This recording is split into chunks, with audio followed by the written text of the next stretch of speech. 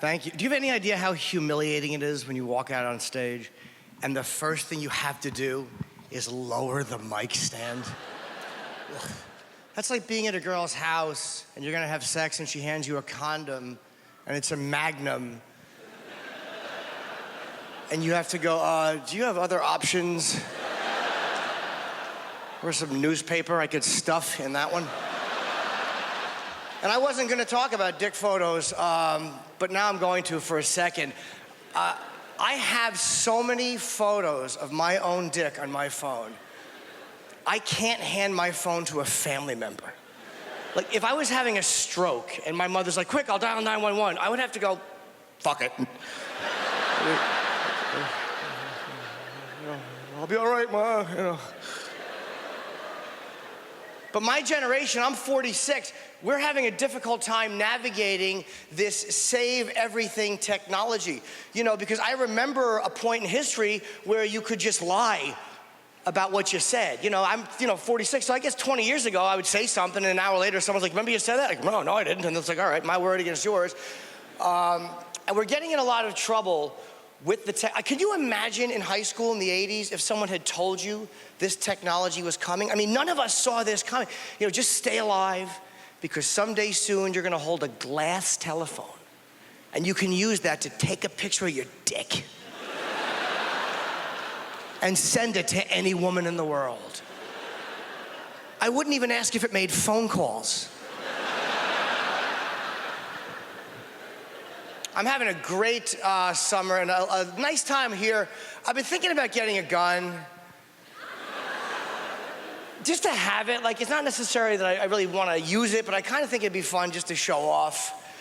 I don't know if I'm the right temperament for a gun. You know, I get angry too quickly, but I just think it'd be very handy to have, like, in traffic.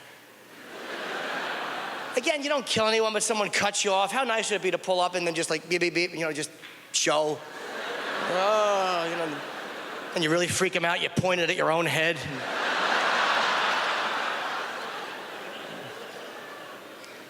Guns are very, you know, they're bigger in the States than they are here.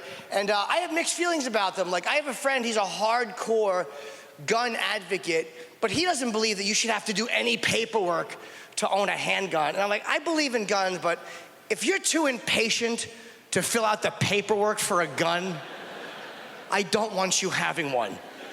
Like, that's how they should decide who gets a pistol. Just monitor the line in the gun store.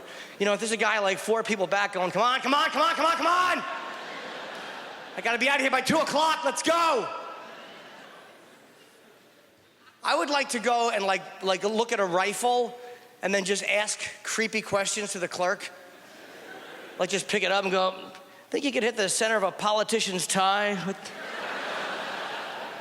And then start just asking, like, you know, really hypothetical questions, like, does this leave residue on your fingers? Like, if a guy was to kill his wife with this, would it be traceable?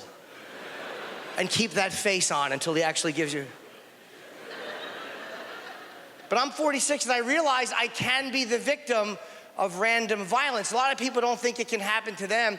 There was a guy in a movie theater in Florida who was shot and killed for texting during a movie.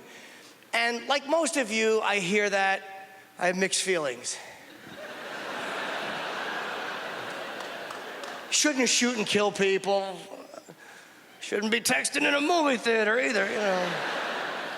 But most violence is avoidable. What happens is when men get into it, our egos swell up and nobody wants to back off. The guy who got shot was in his 30s, and the guy who shot him was a 71-year-old retired police captain. You can't find a crankier human being than a 71-year-old retired police captain. So the young guy should have read the room. Like, if you're that young and you're arguing with a guy who's that old, find out what he used to do for a living. Like, at one point in the argument, if he's not backing off, go, hey, what did you used to do? And if he says, I was a baker, then kick the shit out of him. And they were both there with their spouses, which should have been another telltale sign to back off. You don't argue with a man in his 70s if he's there with his wife, because that means that guy's been married a long time, and he's looking for a way out. And you start yapping, he just looks at his wife's stupid face.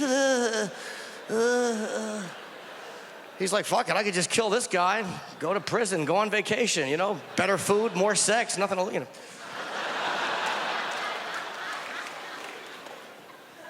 Hope I didn't offend anybody. I don't want to offend anybody with my gun joke. That's how I know I'm not famous. Nobody's ever asked me to apologize for anything. Like, and I try to get people, did you hear what I said? They're like, oh, who are you? I'm sick of this celebrity apology. Has anybody ever been made to feel better by a celebrity apology? Like, has a celebrity ever said they were sorry and you were home and you're like, well, thank God that's been taken care of?